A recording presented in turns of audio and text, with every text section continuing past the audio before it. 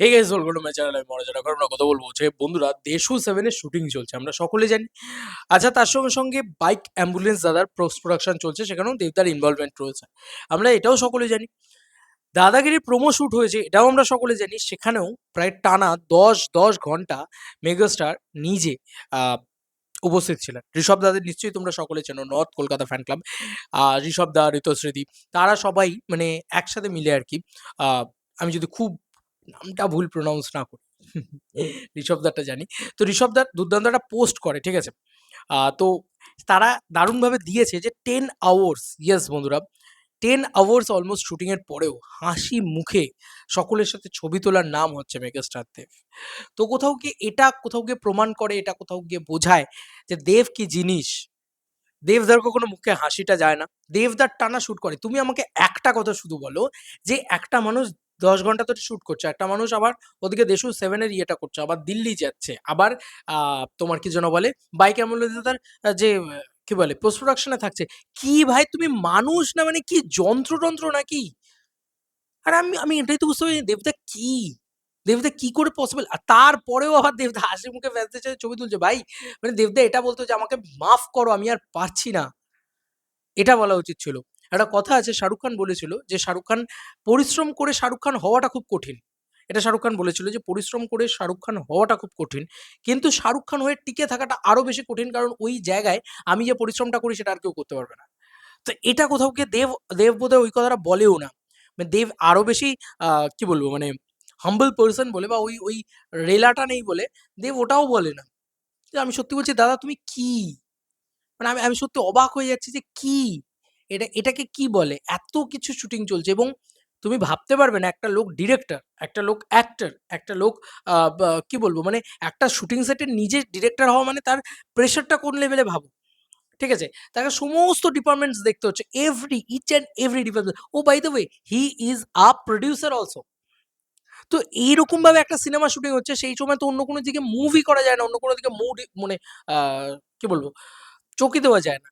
তারপরেও তিনি আবার তোমার দাদাগিরির প্রোমো ইত্যাদি শুট করছেন। সে সমস্ত জিনিসপত্র রীতিমতো viral.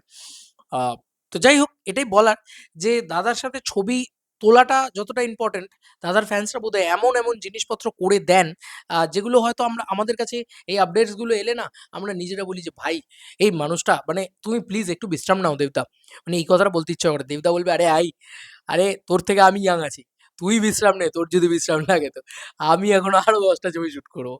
That is the aura, that is the ওই বলে না যে একটা পাওয়ার।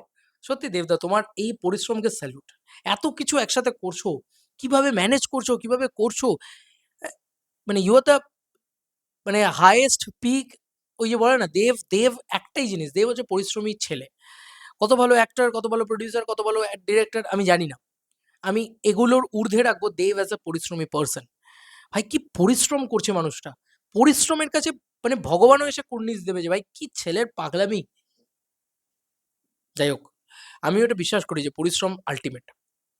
এবং তার সঙ্গে যেটা আরো বেশি করে আ বলার রাখে আরকি, বলতে লাগে, সেটা হচ্ছে যেমন 'দেশু 7' শুটিং হচ্ছে, তেমনি দাদাগিরির জিনিসপত্র আসছে, তেমনি আবার আ কি বলে তোমার বাইক অ্যাম্বুলেন্স দাদার পোস্ট প্রোডাকশন চলছে, তেমনি দিল্লির কাজও মেটাচ্ছে দেবদা। এত কিছু একসাথে করছে এবং প্রতিটা কাজ নিপুণভাবে করছে, যত্ন সহকারে করছে। রোল করাটা বাইরে থেকে দাঁড়িয়ে খুব সোজা, জানো তো? একটা দিন দেব হয়ে বাঁচো। তারপরে বুঝতে পারবে। বলবে পরের দিন বাপ বলে সরে আসবে। বলবে, "না ভাই, আমি আমার জীবনে ভালো আছি। এত পরিশ্রম তো আমি করতে পারব না।" সিরিয়াসলি মানে দেখো, ওই মানুষটা আজকে যে জায়গাটায় রয়েছে, ইন্ডাস্ট্রির টপ জায়গায় রয়েছে, বা ইন্ডাস্ট্রির number 1 superstar, number 1 megastar, box অফিসের বাদশা। একটাই মাত্র বক্স অফিসের এত বড় রেকর্ড আর কারোর কাছে নেই। তো এরকম একটা জায়গায় দেবদা রয়েছেন কিন্তু। তো তারপরে সেই মানুষটার কিছু যায় আসে না। পায়ের উপরে পা তুলে কামাতে পারত। পায়ের উপরে পা তুলে বসে থাকতে পারত।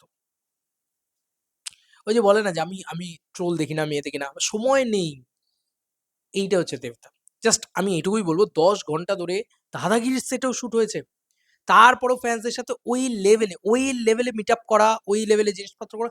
হাসি দেখবে দাদার মুখে কি লেভেলে, বুঝতে পারবে তোমরা। তো এই ছিল এখনকার মতো ভিডিও। তোমাদের কার কি মতামত, এন্টায়ার ভিডিওটাকে নিয়ে জানিও কমেন্ট সেকশনে। চলো বন্ধুরা, নতুন কোনো ভিডিওতে দেখা হবে। Bye bye.